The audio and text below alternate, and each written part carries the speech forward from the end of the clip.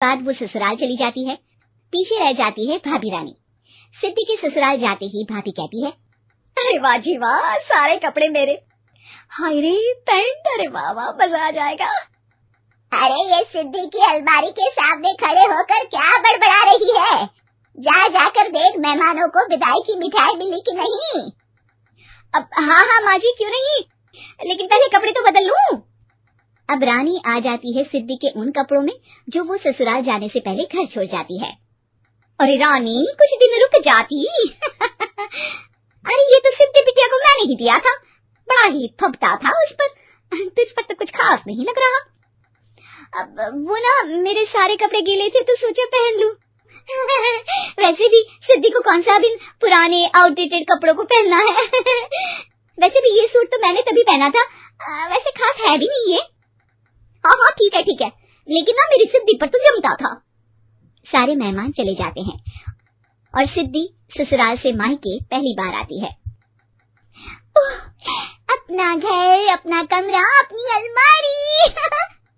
ये बोलकर जैसे ही सिद्धि अलमारी खोलती है तो सामने उसके कपड़ों की जगह कुछ और ही रखा होता है। माँ, ओ माँ, जरा कमरे में तो आना। सास और रानी वहां पहुंच जाते हैं।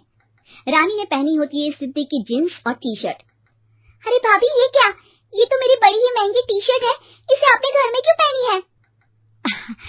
अरे बहुत मिलती है दीदी ये चौक की मार्केट में, 150 में। ओ भाभी प्लीज, ये एरोपोस्टल है, 2000 की एक टी शर्ट। ओह, 2000 में तो दीदी 4 साड़ी आ जाए। अब क्या बोलूं? भाभी, ये मेरी अलमारी में छोटू के कपड़े, तो मेरे कपड़े कहाँ हैं? मेरी अलमारी में? अब दीदी आपको कौन से पुराने कपड़े पहनने थे? माना भाभी, लेकिन मैं जब घर आती तो यही सब पहनती ना। अरे तुम तो बड़ी कंजूस हो दीदी। खैर वक्त आता है जब सिद्धि ससुराल के लिए रवाना हो रही होती है। अरे रानी, अंदर से सिद्धि का गिफ्ट ले आ, लड़की पहली बार ससुराल से मायके आई है। रानी अंदर जाती है और एक सिंपल सी साड़ी लेकर बाहर आ जाती है। ये लीजिए माँ जी। सास बेटी को गिफ्ट देकर ससुराल भेजती है। अगले दिन रानी एक सुंदर सी साड़ी पहनकर सामने आती है। अरे रानी, ये तो वो साड़ी है जो मैंने सिद्धि को देने के लिए दी थी जब वो ससुराल ले जाती, लेकिन ये तूने कैसे पहन ली?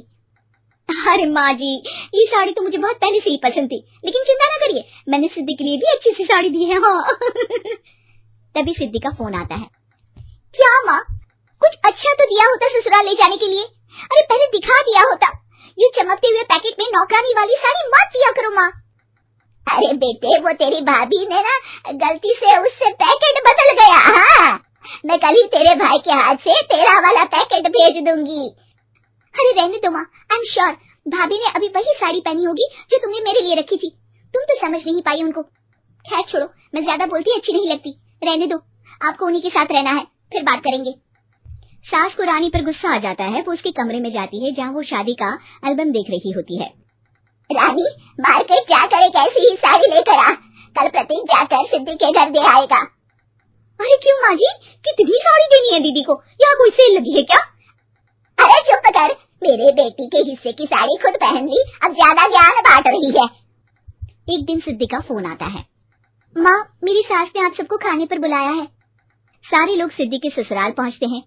खाना खाकर वो लोग निकल रहे होते हैं कि सिद्धि की सास सभी को गिफ्ट देती है। अरे बहन जी, बेटी के घर का खाना खा लिया, यही बहुत है जो आप ऊपर से गिफ्ट भी दे रही है। अरे बहन जी, आप भी कहाँ इन बातों पर विश्वास कर रही हैं। सास सभी को गिफ्ट देती है, लेकिन रानी को जो साड़ी देती है वो अजीब सी हरे रंग की, लाल रंग के बड़ी छाप वाली होती है। अरे छी, ये कौन पहनेगा? सासू माँ को तो जरी वाली इतनी सुंदर, और मेरे लिए ये नौकरानी वाली। अरे भाभी, दरअसल मैं जब भी घर आती थी आप वापसी में ऐसी ही साड़ी देती थी ना, तो माँ ने सोचा कि आपको आपकी पसंद की ही साड़ी क्यों ना दी जाए। बेचारी रानी, बोलती भी तो क्या। सिद्धि और सास रानी का चेहरा देखकर हंसने लगती है, तो रानी समझ जाती है कि अपने ही बिछाए जाल में वो फंस चुकी है।